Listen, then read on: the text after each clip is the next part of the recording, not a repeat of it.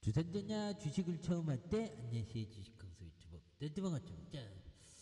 자 주식을 처음 할 때는 좀 작은 금액으로 하는 게 좋죠. 그래서 삼성전기 전 그런 처음 할 때는 천천히 하는 게 좋습니다. 그래서 폐기 매립 제로, 그래서 최고 등급이다 보면 그렇게 해서 플래티넘을 획득했다 보면 최고 등급인 제로, 폐기물 제로, 이런 거 대단하죠 보면. 아무나 이렇게 할 수 없는 거잖아 보면.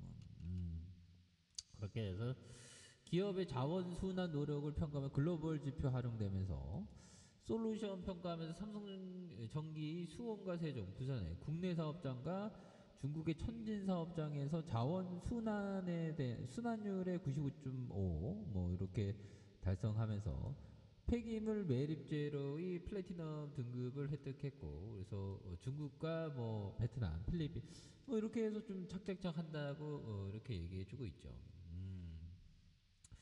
그렇게 해서 지금 국내에서는 지금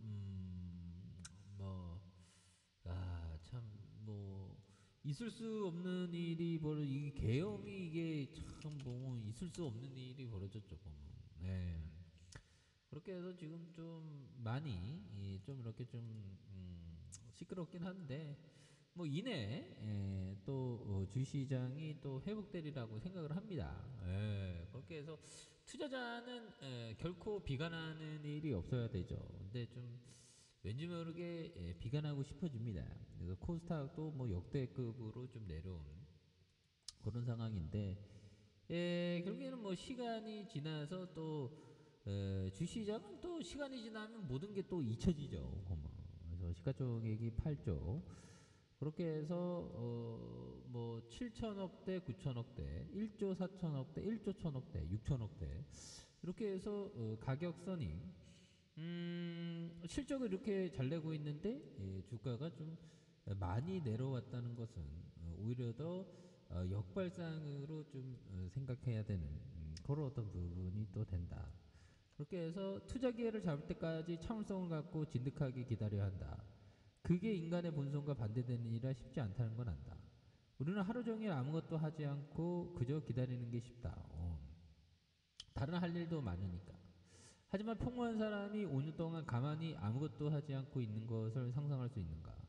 활동적이라고 느껴지지 않고 또 쓸모있는 사람처럼 느껴지지 않으니 무언가 바보 같은 일을 하게 된다. 그런 부분. 근데 뭔가 형은 좀 커다란 자산이 있을 때 얘기하는 거고, 우리는 시장에 참여하는 게 낫죠. 머물러 있어야 됩니다. 웬만하면.